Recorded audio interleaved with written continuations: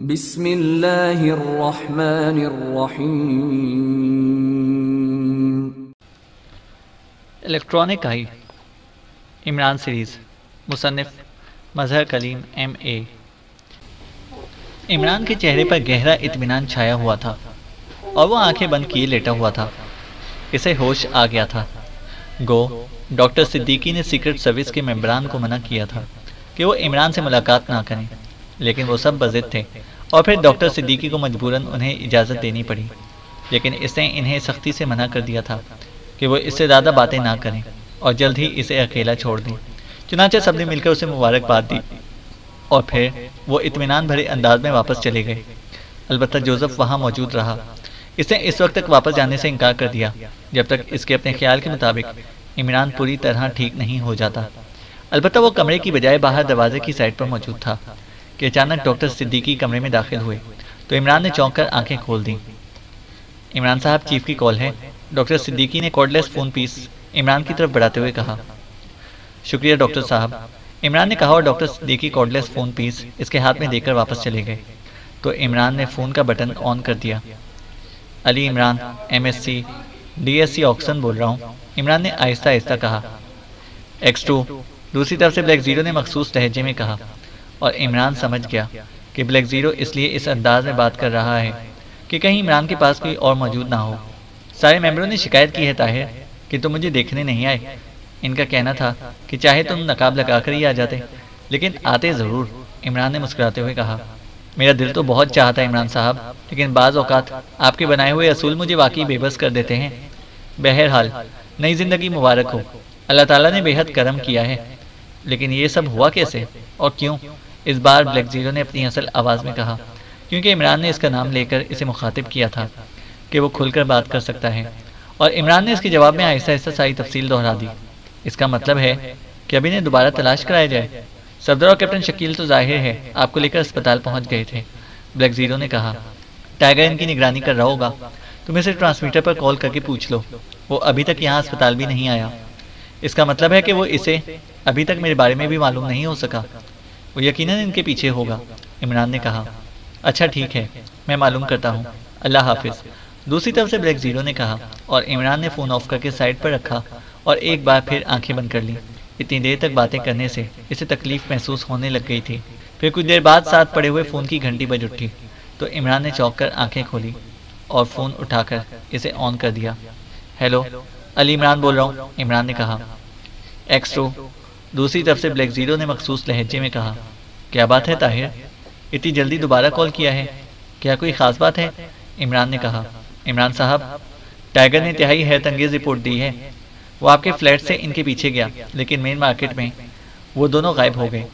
Tiger انہیں سارے شہر میں تلاش کرتا رہا، پھر سے ہوٹلوں کو چیک کیا تو مین مارکیٹ کے ایک ہوٹل میں ان کا سراغ لگا۔ انہوں نے وہاں کمرہ لے کر میک اپ تبدیل کیا اور لباس بھی تبدیل کیے۔ وہاں کے ویٹر کی مدد سے ٹائیگر نے ان کے حلیے اور لباسوں کی تفصیل معلوم کی، پھر ٹیکسی ڈرائیوروں کی مدد سے اس نے سراغ لگا لیا۔ وہ ہوٹل سے نکل کر ٹاپ آفیسرز کالونی گئے اور اکوی ایمرجنسی ڈور پر موجود گارڈ کو رشوت دے کر اندر چلے گئے۔ ٹائیگر جب سیکرٹری سائنس کی کوٹھی پر پہنچا تو اس نے دیکھا کہ سیکرٹری سائنس اور اس کے 2 ملازموں کی لاشیں وہاں موجود تھیں۔ سیکرٹری سائنس پر انتہائی تشدد کیا گیا تھا، ان کی ایک آنکھ نکال دی گئی تھی اور پھر سینے پر گولی مار کر انہیں ہلاک کیا گیا۔ اور ٹائیگر کے مطابق سیکرٹری سائنس کی رہائش گاہ میں ان کے آفس نما کمرے کا سیف بھی کھلا ہوا تھا۔ اس سے ٹائیگر سمجھا کہ فارمولا سیکرٹری سائنس کے پاس تھا جو وہ لے اڑے اور اب وہ انہیں تلاش کر رہا ہے، بلیک زیرو نے تفصیل بتاتے ہوئے کہا۔ اوہ ویری بیڈ، میں نے تو انہیں ٹالنے کے لیے سیکرٹری سائنس کے بارے میں بتا دیا تھا کہ فارمولا میں نے انہیں پہنچا دیا ہے اور وہ بیچارے خواہ مخواہ مارے گئے۔ فارمولا تو سرداور کے پاس ہے، عمران نے کہا۔ اوہ، اس کا مطلب ہے کہ فارمولا محفوظ ہے، ٹھیک ہے، اب میں سیکرٹ سروس کو ان کی تلاش کے لیے بھجواتا ہوں، دوسری طرف سے بلیک زیرو نے کہا، اور اس کے ساتھ ہی رابطہ ختم ہو گیا۔ تو عمران نے فون آف کیا اور پھر سے آن کر کے اسے سرداور کے مخصوص نمبر پریس کرنا شروع کر دیے۔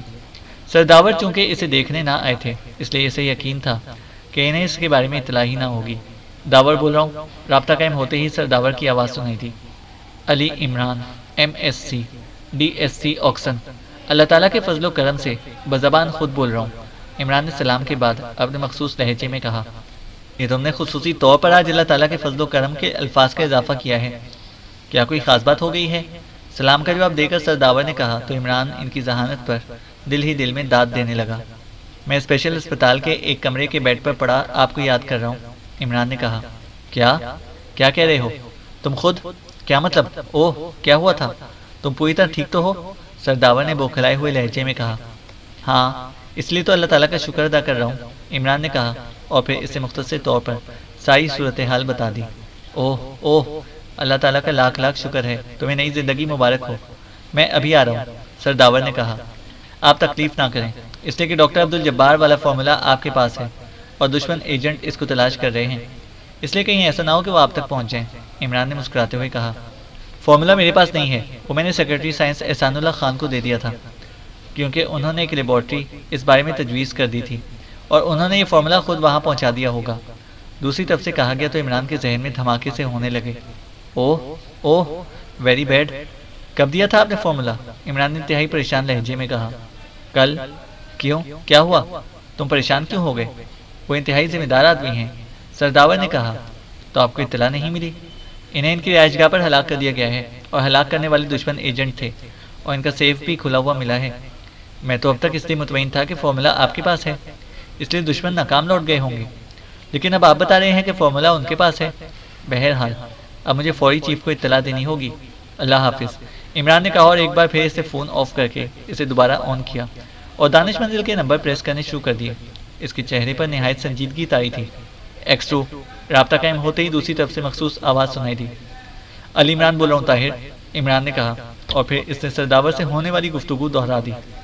اوہ پھر تو انہیں فوری طور پر تلاش کرنا ضروری ہو گیا ہے، بلیک زیرو نے بس اصل لہجے میں کہا۔ ہاں تم فوراً ایئرپورٹ کی نگرانی کراؤ، اس کے ساتھ ساتھ سر سلطان سے کہہ کر تمام کوریئر سروسز کی چیکنگ بھی کراؤ اور سفارت خانوں کی بھی، اور اس کے ساتھ ساتھ ٹیگر سے ان کے حلیے معلوم کر کے انہیں تلاش بھی کراؤ، عمران نے کہا۔ ٹھیک ہے، لیکن عمران صاحب آپ نے انہیں زندہ چھوڑ کر واقعی اپنے آپ پر اور ملک پر ظلم کیا ہے۔ اگر آپ انہیں وہیں ہلاک کر دیتے تو وہاں آپ کی حالت اس حد تک بگڑتی اور نہ سیکرٹری سائنس مارے جاتے اور نہ فارمولا اس طرح غائب ہوتا، بلیک زیرو نے کہا۔ مجھے خود اس بات کا شدت سے احساس ہو رہا ہے اور مجھے سبق مل گیا ہے۔ بہرحال تم فارمولا تلاش کراؤ، عمران نے کہا اور فون آف کر دیا۔ اسے واقعی خیال آ رہا تھا کہ بلیک زیرو نے سچ کہا ہے، لیکن ظاہر ہے اب کیا ہو سکتا تھا۔ دوسری طرف سیلی اور مارٹن ہوٹل شیرٹن کے ایک کمرے میں موجود تھے۔ وہ کچھ دیر پہلے ہی یہاں پہنچے تھے۔ میڈم، ہمیں اس فارمولے سمیت فوری طور پر یہاں سے نکل جانا چاہیے۔ سیکرٹری سائنس کی ہلاکت کی خبر زیادہ دیر چھپی نہیں رہ سکتی اور اس کے بعد تو معاملات انتہائی سنجیدہ ہو جائیں گے، مارٹن نے کہا۔ تم فکر مت کرو، کسی کو معلوم نہیں ہے کہ ہم نے یہ سارا کام کیا ہے۔ وہ گارڈ ہماری واپسی پر وہاں موجود ہی نہ تھا، اس کے علاوہ ہمارے بارے میں اور کوئی جانتا ہی نہیں۔ سیکرٹری سائنس اور اس کے ملازم ہلاک ہو چکے ہیں، اور اگر کچھ ہوا بھی صحیح تو سیکرٹ سروس والے زیادہ سے زیادہ ہمارے پہلے حلیوں کے مطابق ہمیں تلاش کریں گے، تو کرتے رہیں۔ ویسے بھی عمران ہلاک ہو چکا ہے، اس لیے اب ہمیں واقعی کوئی فوری خطرہ نہیں ہے۔ جہاں تک ایئرپورٹ جانے کا تعلق ہے تو میں اس لیے وہاں نہیں گئی کہ ان حلیوں میں ہمارے پاس کاغذات ہی نہیں ہیں، اور کاغذات کے بغیر نہ ہی ہم طیارہ چارٹرڈ کرا سکتے ہیں اور نہ ہی ہم فلائٹ سے جا سکتے ہیں، سیلی نے کہا۔ تو مارٹن نے بے اختیار ایک طویل سانس لیا۔ اوہ واقعی آپ کی ذہانت کا جواب نہیں ہے میڈم، میرے ذہن میں تو یہ بات آئی ہی نہیں۔ تو اب آپ کاغذات تیار کروائیں گی کسی سے، مارٹن نے کہا۔ یہاں دولت سے تمام کام ہو سکتے ہیں، اس لیے بے فکر رہو، کوئی نہ کوئی ذریعہ بن جائے گا، سیلی نے مطمئن لہجے میں کہا۔ آپ اس شوٹنگ کلب والے مینیجر سے بات کریں، مارٹن نے کہا۔ نہیں، ٹائگر اس سے مل چکا ہے، اس لیے وہ لازماً ہمیں تلاش کرنے کے لیے وہاں پہنچے گا، سیلی نے کہا اور مارٹن نے ایک بار پھر اسبات میں سر ہلا دیا۔ تو پھر میرا خیال ہے میڈم کہ اس فارمولے کو ہم کسی اسپیشل کوریئر سروس کے ذریعے یہاں سے بھجوا دیں، پھر ہم اطمینان سے جاتے رہیں گے، مارٹن نے کہا۔ ہاں میں بھی یہی سوچ رہی ہوں، لیکن میں پہلے چیف سے اجازت لینا چاہتی ہوں، ایسا نہ ہو کہ کوئی مسئلہ بن جائے، سیلی نے کہا اور اس کے ساتھ ہی اس نے فون کا ریسیور اٹھایا۔ فون پیس کے نیچے لگا ہوا بٹن پریس کر کے اس نے اسے ڈائریکٹ کیا اور پھر تیزی سے نمبر پریس کرنے شروع کر دیے۔ یس، رابطہ قائم ہوتے ہی برائن کی آواز سنائی دی۔ سیلی بول رہی ہوں باس، پاک ایشیا سے، سیلی نے کہا۔ اوہ سیلی، تم؟ کیا رپورٹ ہے؟ برائن نے کہا۔ باس، سیلی سیکشن کیسے ناکام ہو سکتا ہے؟ میں نے نہ صرف فارمولا حاصل کر لیا ہے بلکہ اس عمران کو بھی اس کے فلیٹ میں ہلاک کر دیا ہے، سیلی نے کہا۔ اوہ کیا واقعی؟ اوہ ویری گڈ، تم نے واقعی کارنامہ سر انجام دیا ہے، لیکن تمہیں اب فوراً وہاں سے نکل آنا چاہیے، عمران کی موت تو پاکیشیا سیکرٹ سروس کے لیے زبردست دھماکہ ہوگا، وہ پاگلوں کی طرح تمہیں تلاش کریں گے۔ برائن نے کہا تو سیلی نے اسے وہ سب باتیں بتا دیں جو اسے مارٹن کو بتائی تھیں۔ اوہ، بہرحال جس قدر جلد ہو سکے وہاں سے نکل جاؤ۔ کاغذات کے لیے میں تمہیں ایک پتہ دے دیتا ہوں، میں فون کر دوں گا، تمہارا کام ہو جائے گا۔ پاکیشیا کی دارالحکومت میں بلو اسکائی ہوٹل ہے جس کا مالک اور مینیجر رونسن ہے، ایکریمی شہری ہے، تم اس سے مل لینا، تمہارا کام ہو جائے گا۔ برائن نے کہا اگر آپ اجازت دیں تو فارمولا میں کسی کوریئر سروس کے ذریعے پہلے بھجوا دوں؟ سیلی نے کہا اوہ نہیں سیلی، پاکیشیا سیکرٹ سروس بے حد تیز اور فعال ہے، ہو سکتا ہے کہ انہوں نے تمام کوریئر سروسز پر چیکنگ شروع کرا دی ہو اور ایئرپورٹ پر بھی چیکنگ ہو رہی ہو، اس لیے تم پہلے رونسن سے ملو، وہ یہاں اسرائیل کا خاص نمائندہ ہے، اس کا تعلق کافرستانی سفارت خانے سے بھی ہے، وہ فارمولا خود ہی کافرستانی سفارت خانے پہنچا دے گا اور وہاں سے وہ کافرستان پہنچ جائے گا اور سیکرٹ سروس کو کانوں کان خبر تک نہ ہو سکے گی۔ برائن نے کہا ٹھیک ہے باس، سیلی نے کہا اور ریسیور رکھ دیا۔ اس نے شاید برائن کو مسلسل باس اس لیے کہا تھا کہ مارٹن اس کے ساتھ بیٹھا ہوا تھا۔ کیا اب ہمیں رونسن سے ملنا ہوگا؟ اسے فون نہ کر لیں؟ مارٹن نے کہا اوہ نہیں، باس نے کہا ہے کہ ہم خود جا کر ملیں اور فارمولا اس کے حوالے کر دیں، اس لیے کچھ دیر ٹھہر کر ہم خود وہاں جائیں گے، سیلی نے کہا اور مارٹن نے اس بات میں سر ہلا دیا۔ اس کے چہرے پر اب اطمینان کے تاثرات ابھر آئے تھے۔ ٹائیگر کی کار خاصی تیز رفتاری سے دارالحکومت کی ایک سڑک پر آگے بڑھی چلی جا رہی تھی۔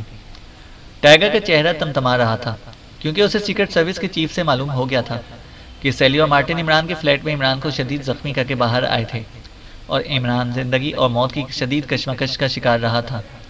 وہ سوچ رہا تھا کہ اگر اسے اس وقت معلوم ہوتا کہ دونوں یہ کام کر کے باہر آئے ہیں تو وہ ان کی مین مارکیٹ تک نگرانی کرنے کی بجائے وہیں سڑک پر ہی ان کے ٹکڑے کر دیتا۔ اب بھی اس کا دل چاہ رہا تھا کہ وہ ان کے پیچھے جانے کی بجائے سیدھا اسپیشل ہسپتال پہنچ جائے اور عمران کو اپنی آنکھوں سے دیکھ آئے، لیکن ایک تو چیف نے اسے بتا دیا تھا کہ عمران اب خطرے سے باہر آ گیا ہے اور دوسرا اس کا حکم تھا کہ جلد از جلد ان دونوں کا سراغ لگایا جائے کیونکہ وہ سیکرٹری سائنس احسان اللہ خان کو ہلاک کر کے الیکٹرانک آئی کا فارمولا بھی لے اڑے ہیں۔ وہ یہ فارمولا ہر صورت میں حاصل کرنا تھا، اس لیے بھی اس نے عمران کے پاس جانے کا خیال ترک کر دیا تھا۔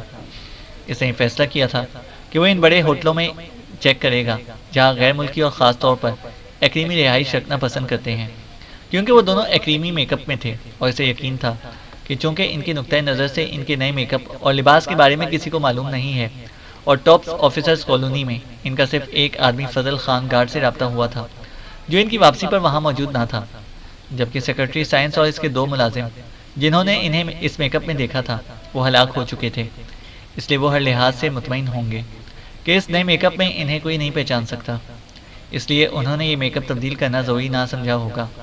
اس لیے اسے یقین تھا کہ وہ کسی بھی بڑے ہوٹل میں موجود ہوں گے اور پھر تھوڑی دیر بعد کار اس نے ہوٹل شیرٹن کے کمپاؤنڈ گیٹ میں موڑ دی اور پھر اسے پارکنگ میں روک کر وہ تیز تیز قدم اٹھاتا مین گیٹ کی طرف بڑھتا چلا گیا۔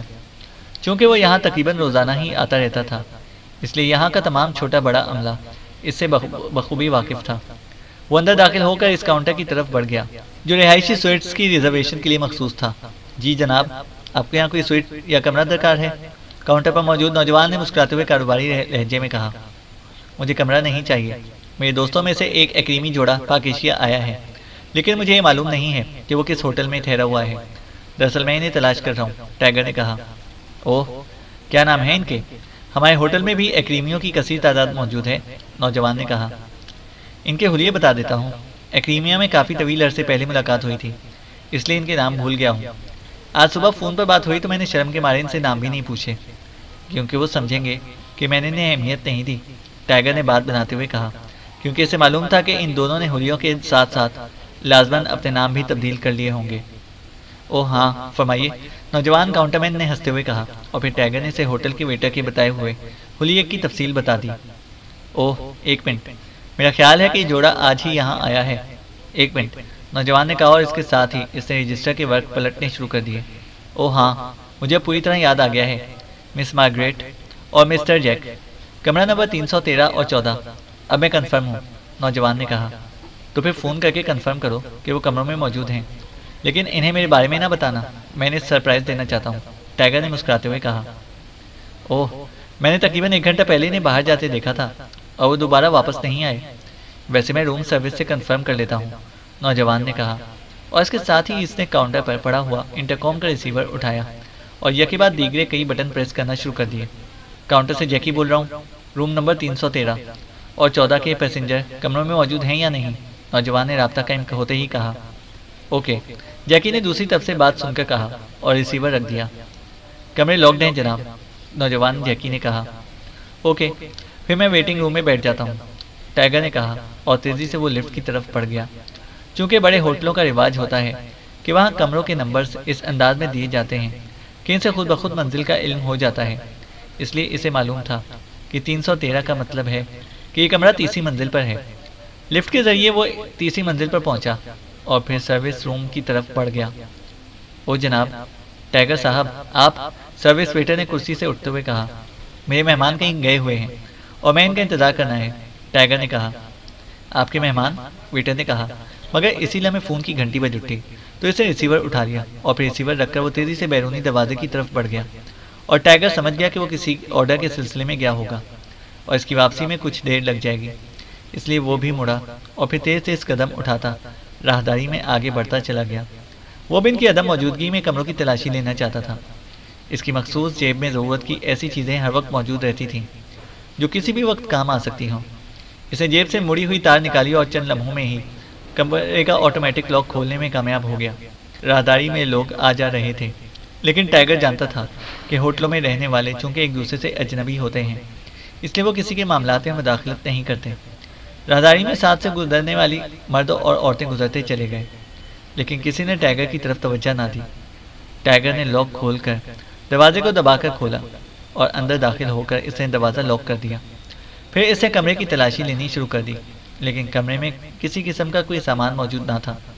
अलबत्ता इसकी नज़रें मेज़ के नीचे पड़ी हुई रद्दी की टोकरी पर पड़ गईं। इसमें एक बड़ा सा कागज़ मुड़ा तोड़ा मौजूद था। टाइगर एक नज़र देखते ही समझ गया कि दारुल हुकूमत का वो तफसीली नक्शा है जो हर जगह से मिल जाता है और जिसे सयाहों के लिए खुसूसी तौर पर तैयार किया जाता है। टाइगर ने नक्शा टोकरी से उठाया और इसे खोलकर सीधा किया। इसके साथ ही वो ये देखकर चौंक पड़ा कि नक्शे में जहाँ दारुल हुकूमत में मौजूद होटलों के नामों की फहरिस्त मौजूद थी, वहाँ रॉनसन होटल के गिर्द बाकायदा बॉल पॉइंट से दायरे का निशान बनाया गया था।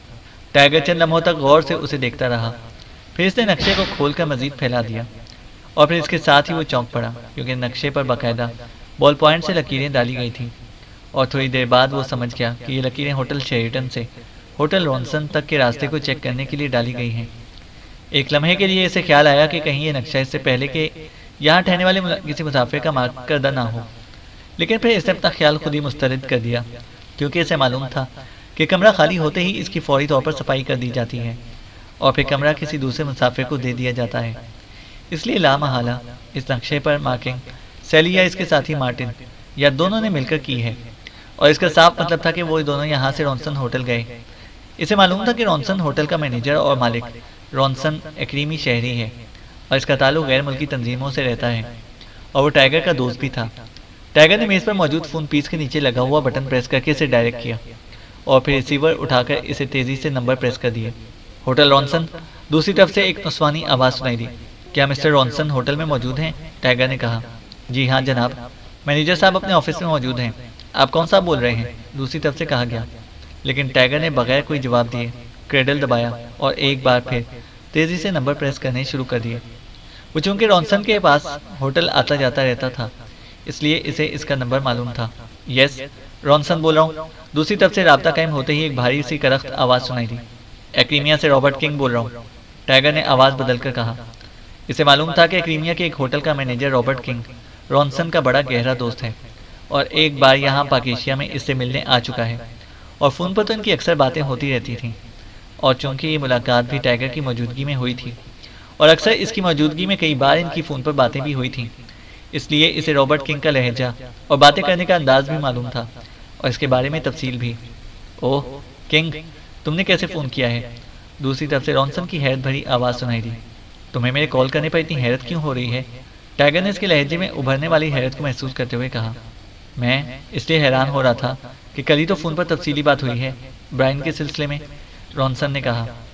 अच्छा, बहरहाल एक ज़रूरी काम आ पड़ा है तुमसे, टाइगर ने कहा। कौन सा बताओ? रॉनसन ने कहा। पाकिस्तान के दारुल हुकूमत में एक क्लब है जिसका नाम चीफ क्लब है। इसमें एक आदमी टास्की आता जाता रहता है। सुना है कि वो बड़ा मशहूर और पेशावर कातिल है کیا وہ تمہارا واقف ہے؟ ٹائیگر نے کہا۔ اچھی طرح واقف ہے، لیکن مسئلہ کیا ہے؟ رونسن نے کہا۔ تم کل اسے فون کر کے میرے بارے میں بتا دینا، میں تمہارے حوالے سے خود ہی بات کر لوں گا۔ ایک کام ہے، اس سے کسی کو فنش کرانا ہے، ٹائیگر نے کہا۔ اوہ اچھا ٹھیک ہے، میں کہہ دوں گا، دوسری طرف سے کہا گیا۔ اوکے، ٹائیگر نے کہا اور ہاتھ سے کرڈل دبا کر ٹون آنے پر اسے ایک بار پھر نمبر پریس کرنے شروع کر دیے۔ جاڈو بول رہا ہوں، ایک بھاری سی آواز سنائی دی۔ یہ رونسن کا اسسٹنٹ مینیجر تھا اور ٹائیگر کا بڑا گہرا دوست تھا۔ ٹائیگر بول رہا ہوں جاڈو، ٹائیگر نے اس بار اپنے اصل لہجے میں کہا۔ اوہ تم خیریت؟ خود آنے کی بجائے کال کیوں کی ہے؟ جاڈو نے مسکراتے ہوئے لہجے میں کہا۔ تمہارے باس رونسن سے کام تھا، میں نے اسے فون کیا تو اسے بتایا کہ وہ مصروف ہے، اس لیے تمہیں فون کیا ہے۔ کہ کیا واقعی وہ مصروف ہے یا جھوٹ بول رہا ہے؟ ٹائیگر نے کہا۔ ارے نہیں ٹائیگر، باس واقعی مصروف ہے، ایک ایکریمی جوڑا اس کے آفس میں ہے، دوسری طرف سے جاڈو نے جواب دیتے ہوئے کہا۔ اوہ اچھا ٹھیک ہے، پھر میں خود آ جاتا ہوں، جب وہ کام سے فارغ ہو جائے تو پھر اس سے بات ہو جائے گی، اس دوران تم سے گپ شپ رہے گی، ٹائیگر نے کہا اور ریسیور رکھ کر اس نے میز پر پڑا ہوا نقشہ اٹھایا، اسے واپس ٹوکری میں ڈالا اور دروازے کی طرف مڑ گیا۔ تھوڑی دیر بعد اس کی کار تیزی سے ہوٹل شیریٹن سے نکل کر رونسن ہوٹل کی طرف بڑھی چلی جا رہی تھی۔ جاڈو کی بات سے وہ کنفرم ہو گیا تھا کہ یقینی جوڑا یقیناً سیلی اور مارٹن ہی ہوں گے، اور وہ یقیناً اس فارمولے کو محفوظ طریقے سے ملک سے باہر نکالنے کے لیے رونسن کے پاس گئے ہوں گے۔ رونسن چونکہ غیر ملکی تنظیموں سے تعلق رکھتا تھا، اس لیے یہ دونوں اس کے پاس گئے ہوں گے۔ انہوں نے یقیناً شیریٹن ہوٹل سے اپنے باس کو فون کیا ہوگا اور اس نے یہ پتہ انہیں بتایا ہوگا، اس لیے انہوں نے وہاں کمرے میں بیٹھ کر رونسن ہوٹل کو مارک کیا، ورنہ اگر وہ پہلے سے رونسن کو جانتے ہوتے یا اس سے ملے ہوتے تو انہیں نقشہ مارک کرنے کی ضرورت نہ ہوتی۔ یہی باتیں سوچتا ہوا وہ تقریباً پونا گھنٹے کی ڈرائیونگ کے بعد رونسن ہوٹل پہنچ گیا۔ اس نے کار ہوٹل کی پارکنگ میں روکی اور پھر نیچے اتر کر وہ تیز تیز قدم اٹھاتا مین گیٹ کی طرف بڑھتا چلا گیا۔ اس کی جیب میں مشین پسٹل موجود تھا اور وہ فیصلہ کر چکا تھا کہ فارمولہ حاصل کر لینے کے بعد وہ سیلی اور مارٹن کو عبرتناک موت سے مارے گا، کیونکہ انہوں نے مکاری اور عیاری سے کام لے کر عمران پر قاتلانہ حملہ کیا تھا۔ یہ باتیں سوچتا ہوا وہ ہوٹل کے ہال میں داخل ہوا اور تیز تیز قدم اٹھاتا کاؤنٹر کی طرف بڑھتا چلا گیا۔ کاؤنٹر کی سائڈ پر ایک رہدائی تھی جس میں رونسن اور جاڈو دونوں کے آفس تھے۔ وہ جیسے ہی رہدائی میں داخل ہوا وہ بے اختیار چونک پڑا، کیونکہ رونسن کے آفس کا دروازہ بند تھا اور اس کے باہر گارڈ بھی موجود نہ تھا، جبکہ جاڈو کے آفس کا دروازہ کھلا ہوا تھا۔ اس نے رونسن کے آفس کے دروازے پر دباؤ ڈالا تو وہ دروازہ لاک تھا۔ وہ آگے بڑھ گیا، جاڈو اپنے آفس میں موجود تھا۔ آؤ آؤ ٹائیگر آؤ، جاڈو نے اسے اندر داخل ہوتے دیکھ کر کرسی سے اٹھتے ہوئے کہا۔